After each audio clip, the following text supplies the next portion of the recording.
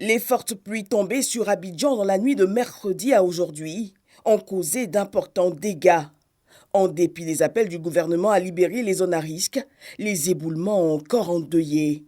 Ce matin, au quartier Mosikro d'Atekoubé, les sapeurs-pompiers sur place annoncent 6 personnes ensevelies.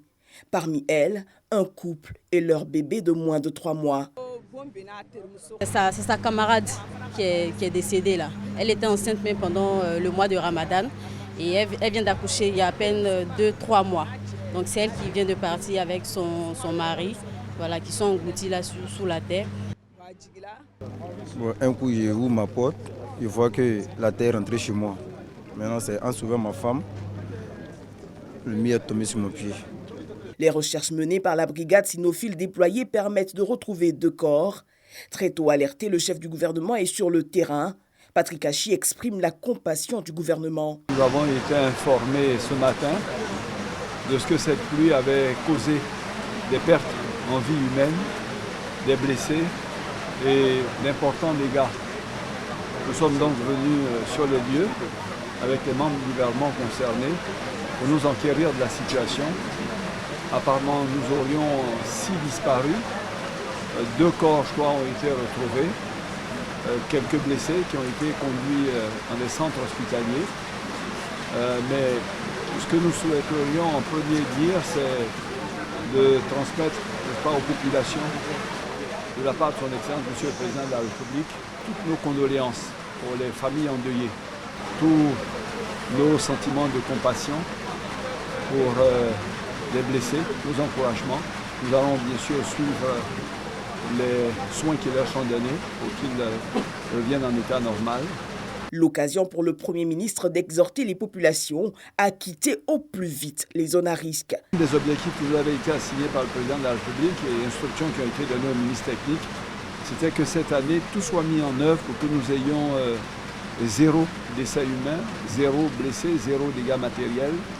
Et pour cela, les ministres en charge ont identifié 54 sites sensibles qui concernent les communes d'Anyama, d'Abobo, d'Adjamé, d'Atekoubé, de Bingerville, de Cocody, de Port-Boué et de Pougon. Pour près de 25 000 personnes qui vivent dans ces sites qui sont des sites à risque parce qu'ils sont à flanc de collines, parce qu'ils sont dans des talvegs où s'il pleut, on peut avoir rapidement une inondation. Et l'un des sites, donc le site aujourd'hui incriminé, était un de ces sites-là. 2,5 milliards de francs CFA ont été dégagés pour détruire ces sites, pour déplacer ces populations et les actions ont été entreprises. Ce à quoi on assiste, c'est que quand les agents de l'administration arrivent, ils sont pris à partie par les populations. Malgré cela, les toits sont enlevés pour qu'ils puissent partir. Les destructions, je dirais, sont entreprises, mais on se rend compte que ces populations reviennent. Dès que les agents sont partis, ils reviennent. Donc c'est le moment, véritablement, au nom du gouvernement, de lancer un appel aux populations, pour leur dire que c'est fait dans leur intérêt et qu'il faille véritablement suivre les instructions qui leur sont données pour quitter ces lieux qui sont des lieux à haut risque. Il faut que ces populations nous aident à les aider. Et quand on assiste à des drames comme ceux auxquels nous sommes en train d'assister, je pense qu'il faut que les populations comprennent que ces actions entreprises par l'État le sont pour leurs intérêts. Et donc nous allons accélérer ce que nous sommes en train de faire et nous allons le renforcer, bien sûr, pour qu'on ne puisse plus assister à ces situations-là.